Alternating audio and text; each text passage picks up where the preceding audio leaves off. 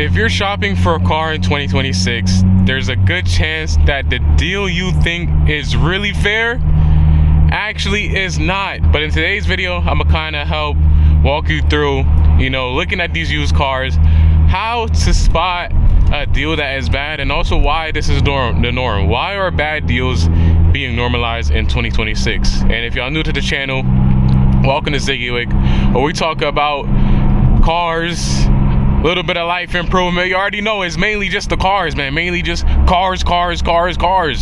And as somebody who has purchased 2 used cars, I feel like I have enough knowledge to spread to try to prevent people from wasting their time. The worst thing you can do is see a nice car on marketplace, this car that you really want. It's a perfect range of mileage for you. The price is nice. The car looks amazing on pictures.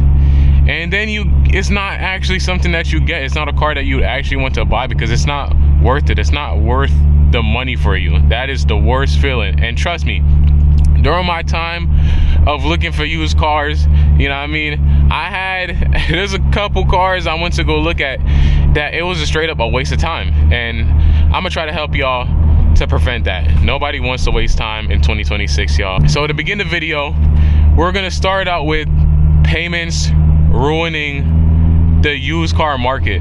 And when I say ruin it, I feel like payments normalize bad deals because it hides the upfront damage. If I was selling my car right now, this car has almost 230,000 miles. It has stuff done to it. It has damage done to it. Like, I'm already at a loss of this car. I don't care about selling it. This is a car that I want to keep. But just for an example, if I was selling this car for $6,000, right? You kind of be like, yo, what the hell? It has a lot of miles. I do not think this car is worth $6,000. I'm gonna move on to the next. But when you factor in these financing options, now the $6,000 car is only X amount of dollars a month. So that doesn't sound that bad up front. If instead of $6,000, all you gotta worry about is $100.50, that sounds like a lot more better of a deal. It's not a lot up front, and it makes it easier to get into something that's not really financially worth it because you don't have to worry about putting a lot of money down up front on it. It makes it easier to mask the damage, and that is what I think a lot of these used car dealerships do. I know I be seeing listings on marketplace where they'd be like, oh, we have financing options, but I think those are just like also used car dealerships on marketplace posting, because I don't think if you buy private, there's no financing unless you like come to an agreement with the seller that you're gonna pay X amount a month, which can be done, but it's not the smartest thing to do, especially thank you, dude. That'll be FedEx. But yeah, I think that's more like a used car dealership type of vibe. So that is one example towards like you'll look at a car and you don't really have to think of the price. You just think about how much you're paying. And believe it or not, a lot of people fall for this trap. And now this $6,000 car that wasn't really worth $6,000, it was probably worth $4 or $5. It wasn't really worth $6. But now you're gonna be paying more than $6,000 on this car, because best believe they gonna eat off that interest. This is what these dealerships survive on. They love interest. Why have a customer come in and you make one small profit off this car, right? Versus you lock him in for a couple years, give him that 72 months deal, and have them pay you. You're making profit off of multiple people for a longer time. That's a better alternative. They make more money off the financing deals than the cash deals. That's why cash is king if you have the money up front, because you're gonna save a lot in interest. So just keep that in mind when you're looking at cars, especially if it's a used dealership and you're not buying cash.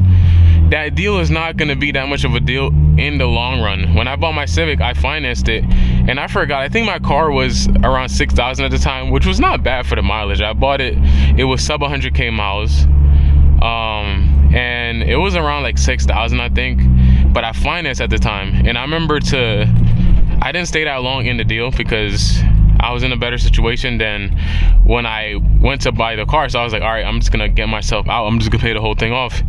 And bro, they they came up off me with that interest, bro. Because I had to pay like a fee up front to break the financing option or whatever. I don't know if that is normal or if I just got finessed, but that's unfortunately what happened, and I would not want that to happen to any of y'all. So just be careful, read the fine prints, make sure y'all understand what you're getting into, because it's just a business deal. You know what I mean? These dealerships do not actually care about you. I mean, maybe if you know them personally, but for the most part, it's just business. It's not personal. They just want to make money, and you just want a good deal. So you have to think in the best interest of yourself, you know. And another reason I think that a lot of deals that seem good now are not that good is because the market never really came back from what it used to be. COVID really inflated it. You got TikTok, all these different factors that are inflating the prices, you know what I mean? Then it never, actually, we're gonna go straight. We're gonna try this road. I never went down this road before, but I feel like the market never came back to what it used to be pre-COVID. That's when you used to find them really good deals. You know what I mean? Anytime you hear somebody talk about good marketplace deals, it was pre-COVID. Best believe that. And that was just the best time to buy cars. Unfortunately, I was in high school and I wasn't able to take advantage of that time. That's when you had those $3,000, $4,000 deals on Marketplace or Craigslist or wherever you was looking at cars. You could find a really good bang, and the cars would be good. It wouldn't be absolute like rust buckets that with crappy interiors that look like they had a school of pigs running around ripping everything up. You know what I mean? It was actually decent cars that just needed a little bit of TLC. And now those same cars are $6,000-$7,000, but it's the same quality. There's no better quality. It's just the same $3,000, $4,000 cars that are getting super marked up because I don't know what happened to the market, y'all. After COVID, it just got horrible. I don't know what's going on, but yeah, those deals never really came back. So I mean, I guess it would be a good deal for today's market, but if you're somebody who was on Marketplace before, you were able to see what things used to be like, then you would know that these are not really deals. These are things that you'd frown upon back in the day. You'd pass up. And a part of that is just, you know what I mean, the world moving on. Not everything is going to be cheap forever. I always hear my parents talk about, oh, back in the day, this used to be $1, this used to be a couple cents. Not everything is gonna stay the same forever, you know what I mean? But the prices did get jacked up abnormally because of a pandemic, and it kind of sucks that people took advantage of this like horrible time just to make a buck. But you got to be aware of it. You can't go into it with your feelings and thinking that, you know what I mean, everything is against you. This is what the prices are now, and you have to be aware that, you know what I mean, make sure that there's something that's worth the price. Just because it's $7,000 and everything else is $7,000, that's not what the car actually worth. What's the difference between the car now and a couple years back, you know?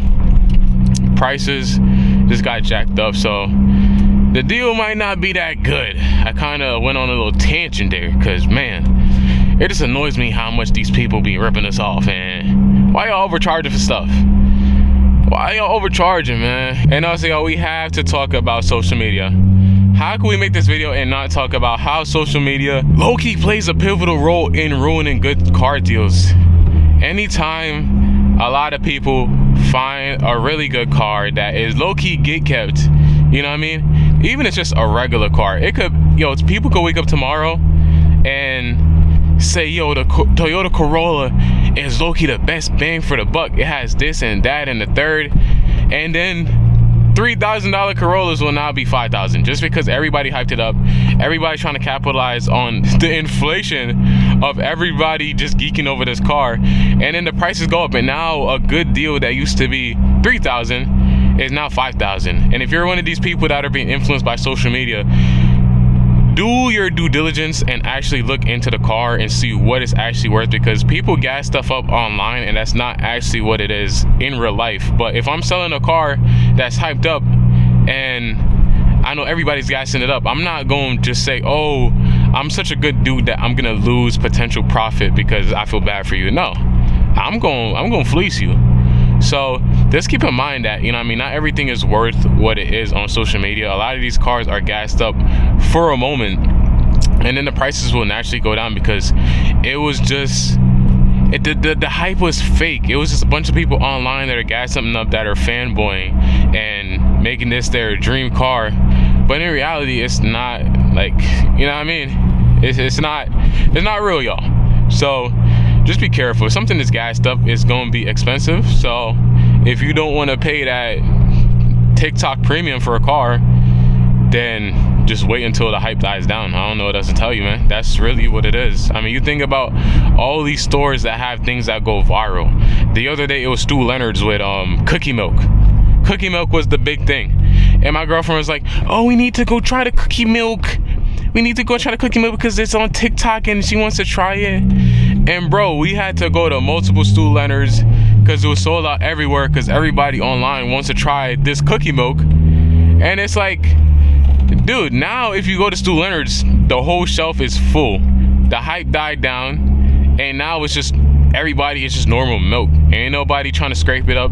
They had to have a limit on how much you could buy, because everybody was just scraping this cookie milk. Just be mindful that online hype is not real life. It's just some people that are online and who want to try something that everybody else is trying. So naturally, if you just give it some time, more than likely the prices are gonna come back down. You won't have to pay that super inflated price for a car that just got gassed up on the internet. You know what I mean? This brings me into my next topic, which is maintenance.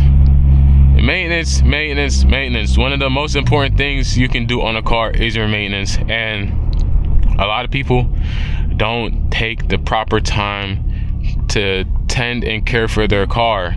And what does this mean? This means that you get a bad deal, and you do not want to get a bad deal. So if you're looking at a car and you don't have proper maintenance records and you don't know how to properly check if a car is maintained, make sure you're going with somebody that can tell if this car was, you know what I mean, properly taken care of or not. Because just because there's no maintenance records, that doesn't mean it wasn't maintained towards its life. You know what I mean? You can look at the Carfax and see anything that was recorded. Like, there's various ways to double check, but obviously you want a paper trail. You want to see what was actually done to the car, and that's realistic.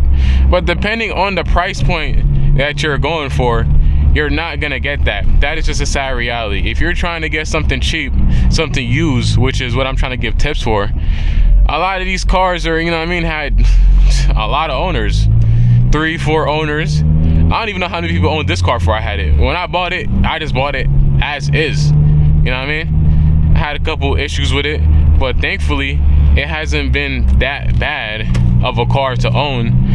But you know what I mean, that's just the norm of buying a used car. You're not gonna have this perfect paper trail. It's just people with a car don't want the car no more and trying to get out of the car. So you know what I mean, they just trying to sell it, and you're not gonna get that premium experience sometimes. It's not like you go into a dealership and you buying a certified used car, or it was, you know what I mean, properly serviced by the dealerships and all this stuff, and you can kind of trust it. It comes with warranty, all this stuff. So make sure that the car you're buying actually checks out. Make sure you have somebody that is looking at this vehicle, making sure that the pads are good, the brakes are good, that lines aren't gonna rust off and go underneath. Make sure the car is rust free. The engine oil, if it's not changed, make sure you change it after. All these things are things that, you know, I mean, you gotta look at. A car is gonna give signs when it wasn't properly maintained, and it's important that you're able to see these signs for what it is, and don't just be emotional on the spot. Which brings me into my next topic that we're almost gonna, you know, close with this probably, but a lot of people are emotional on the spot, bro. And I'm saying this because I was also one of these people. When I went to look at this car, I was kind of like emotionally attached. I was like, yo, I really liked what it had, and it had some problems, but I was able to look past those problems because I was like, yo, I really messed with the car. We drove it, I liked it. I like that it comes with coilover, so I don't have to do that myself. It came with a nice aftermarket shifter at the time that I ended up giving to Gene, but I loved it at the moment. I was like, yo, this car is so cool, I want it. I was emotional. I wasn't being logical. I wasn't being just realistic. You have to be realistic with yourself, man. The worst thing you can do is love a car that car has to be perfect, man. You have to make sure that that car is not something that you just buying because you love it. You're buying it because it's actually a good car. Because once you buy the car and you start having problems with it, you're not gonna love that car anymore. I can guarantee you that. So make sure that when you're gonna go look at these used cars, man, you're buying something that is 100% valid. It's not something that you just gonna buy it and then it's gonna give a bunch of problems and you're gonna hate it. It needs to be something that is worth your time and your money, y'all. And with that being said, we're gonna go ahead and wrap up this video, man. I've been cruising through this neighborhood. I love just like driving on different roads, especially when I'm recording videos, man. I love driving on different roads, seeing different scenery. It's just nice, you know what I mean? So if y'all got a car, why are you not taking advantage of it and going on these nice drives? You know what I mean? Clear your mind, clear your thought. If you have a camera, strap it to your head and make a video also, man. Why not? Even if you don't post it, you got something to look at, you know what I mean, later on in life. You made a couple cool videos, show your kids or something. You know what I mean? Sometimes I be thinking like, yo, this is something I'm gonna get to show my kids, this channel. But like, oh, your dad posts YouTube videos. And probably these videos will help them buy their used car future on in you know what I mean, the future. So just be safe out there, y'all. Make sure y'all buy TSX and travel if you aren't doing that already. Make sure y'all like, comment, and subscribe. Let me know down below what else you're trying to see. If, you know what I mean, there's something that you really want to specifically see me talk about during my next following videos. But you know what I mean, we gonna make sure I get y'all properly educated with everything I know when it comes to buying used cars. I feel like that is something that I'm really passionate about. I love the used car market. Ain't nothing I hate when the people that be like, oh, I'm scared of buying on marketplace, so I'm gonna get scammed. I mean, yeah, scams exist, but bro, there's so many good deals. Like, I'm not saying you have to buy everything on marketplace. You could buy a new car, and that's the main thing. Bro, have fun. If you're into cars and you're an enthusiast, that's what the deal's gonna be, man. These dealerships don't got your best interest in heart. I mean, neither do marketplace buyers, but at least you got a better chance to get a good deal off marketplace. You know what I mean? And bro, I keep yapping. I'm trying to end the video and I keep yapping, but y'all, I'm gonna catch y'all in the next video. Make sure y'all stay safe out here in the cold. Y'all see what's up. It's very icy. Every night it's freezing, so just be careful. Watch out for black ice, and I'm gonna catch y'all in the next video, guys. Peace.